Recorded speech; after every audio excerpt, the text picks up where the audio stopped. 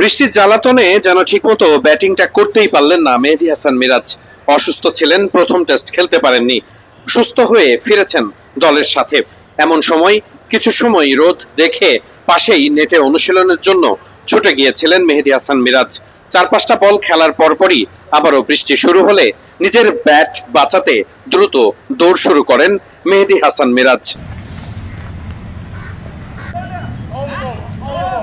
আমরা দেখছি ইবাদত হোসেন চৌধুরী, তার সঙ্গে মেহেদী হাসান মিরাজের সেই অনুশীলন। সেখানে শন টেইটও উপস্থিত ছিলেন। ইবাদত হোসেন চৌধুরী বোলিং রান আপে বোলিং করছেন এবং খুব দারুণভাবেই বলটাকে ডিফেন্স করতে পেরেছেন মেহেদী হাসান মিরাজ। খুব স্বাভাবিকভাবেই যেহেতু কয়েকটি নেটের ওই পাশে মিরাজ ব্যাটিং করছেন, তাই খুব স্পষ্ট হয়তো বা দেখা যাচ্ছে না। তবে ইবাদত হোসেন চৌধুরী, শন টেইটদের নিয়ে মেহেদী হাসান মিরাজ যখন অনুশীলন করছেন, তখন খুব স্বাভাবিকভাবেই এটা কিন্তু বেশ দারুণ একটা বার্তা দিচ্ছে। কারণ বাংলাদেশ পরের টেস্টে মিরাজকে ভালোভাবেই দলে পাচ্ছে, একাদশে পাচ্ছে, সেটি কিন্তু একেবারেই নিশ্চিত বলা যায়। ঠিক অনুশীলন শুরুর এই ছবিটা যদি একটু দেখেন, মেহেদী হাসান মিরাজ যখন ব্যাটিংয়ে নেমেছেন তখন কিন্তু বেশ রৌদ্রোজ্জ্বল অবস্থা। খুব বেশি সময় তিনি সেখানে থাকতে পারেননি। 5 থেকে 6 মিনিটের মাথায় আবহাওয়া এতটাই দ্রুত বদলায় গলে, যাতে করে মেঘ হঠাৎ করে চলে আসে এবং বৃষ্টিপাত শুরু হয়।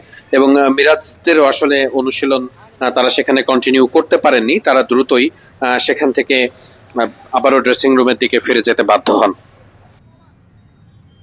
মিরাজ ঠিক যখন ব্যাটিং করছিলেন তখন কিছুটা ব্যাটিং এর ফুটেজ আমরা নেওয়ার চেষ্টা করেছি। আমরা আপনাদেরকে ঠিক সেটাই দেখাচ্ছি। মেহেদী হাসান মিরাজ তিনি সুস্থ হওয়ার পরে আবারও যখন ব্যাটিংটা শুরু করেছেন, মিরাজ ঠিক যখন ব্যাটিংটা করছেন তখন বাংলাদেশ দল গল টেস্টে খুব সুবিধাজনক অবস্থানে আছে। যদিও এই টেস্ট থেকে বাংলাদেশ জয়ের প্রত্যাশা হয়তো এখন আর করতে পারছে না, কারণ গল টেস্টের 5ম দিনের পুরোটা সময় খেলার পরেও বাংলাদেশ জিততে পারবে কিনা সেটা নিয়ে অনেক সমীকরণ ছিল।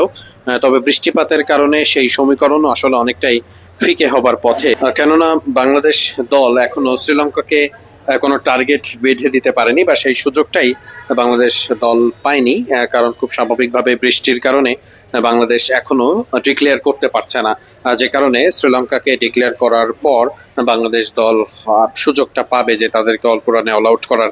কিন্তু তার জন্য যে পর্যাপ্ত সময় দরকার পাচ্ছে না বাংলাদেশ, এবং এখন পর্যন্ত আসলে গল থেকে সেটাই আপডেট। আমরা একটু বাইরের পরিস্থিতি আপনাদেরকে একটু দেখাচ্ছি। গল আন্তর্জাতিক ক্রিকেট স্টেডিয়ামের বাইরে আপনারা হয়তোবা মিডফিল্ডের লাইভ থেকে দেখেছেন খুব অল্প সময়ের ব্যবধানে কিভাবে আবহাওয়া পরিবর্তন হচ্ছে। সবকিছু মিলিয়ে এই টেস্ট শেষ পর্যন্ত ড্রই হতে চলেছে।